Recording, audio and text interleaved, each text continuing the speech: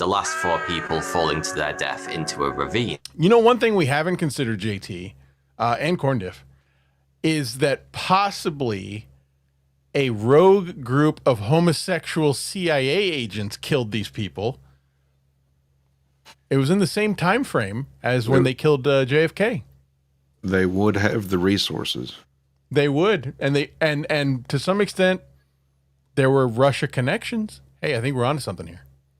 And the women weren't touched, so the men brutally raped.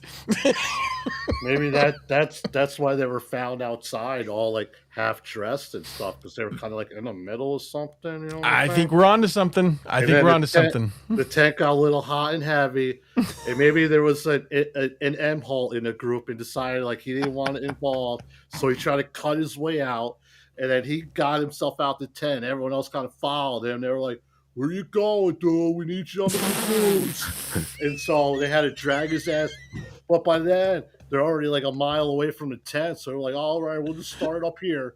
So they sent a couple guys in the tree to get wood to start the fire. A couple others started the den. They're like, oh, we're going to get this party going any minute now.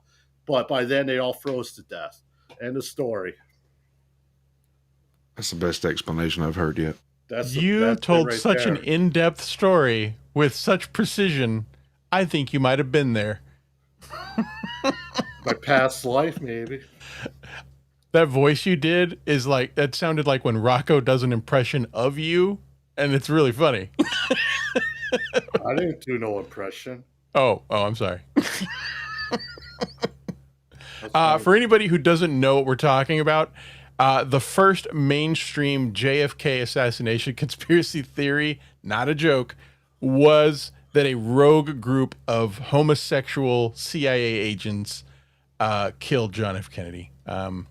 It was the basis of the movie JFK. Well, we didn't know what they were capable of back then. You didn't, and they thought they were crazy. And literally, we played interviews of people just saying, he's gay. They're out there killing people.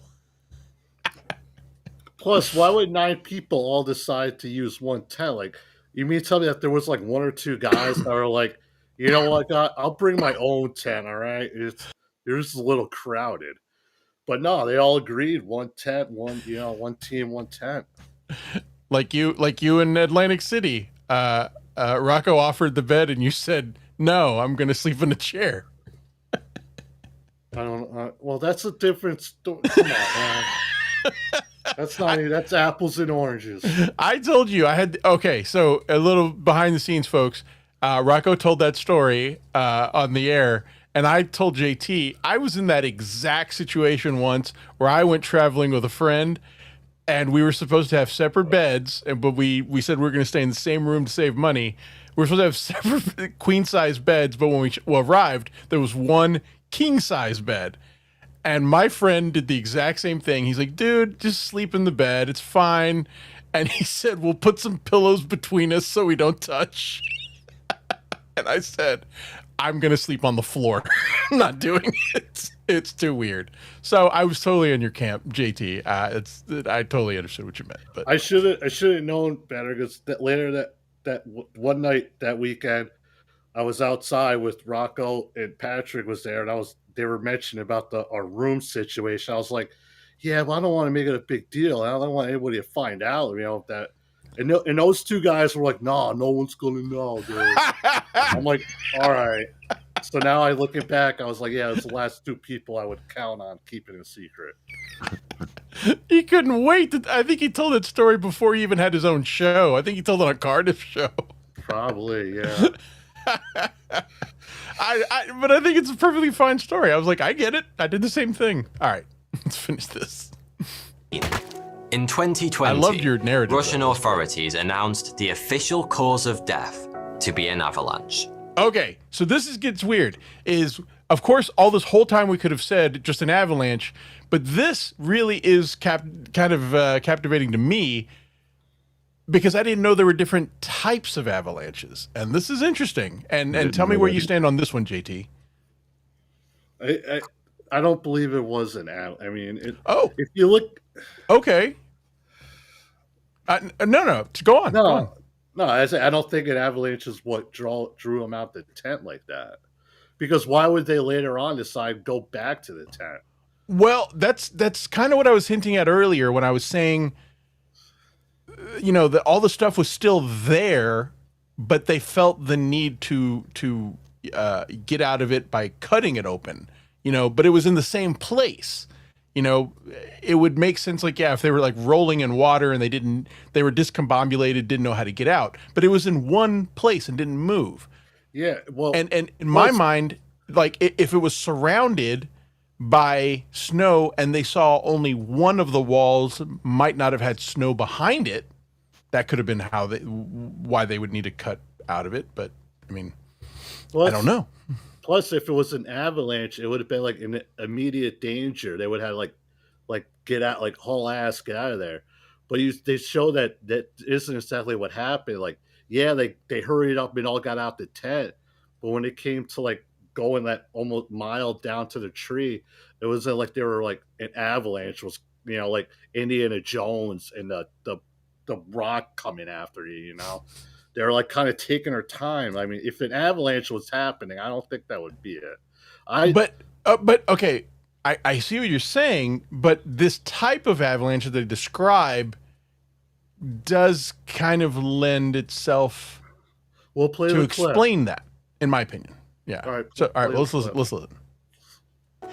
This conclusion met a number of criticisms, especially since the report lacked any clear explanation for how the avalanche happened.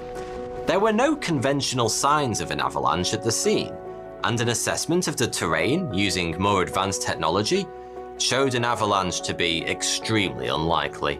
The group had cut their camping site into a slope that didn't seem steep enough to cause an avalanche, and there was no snow on the night of the event, so there couldn't have been more snow weight to trigger a collapse of the slope.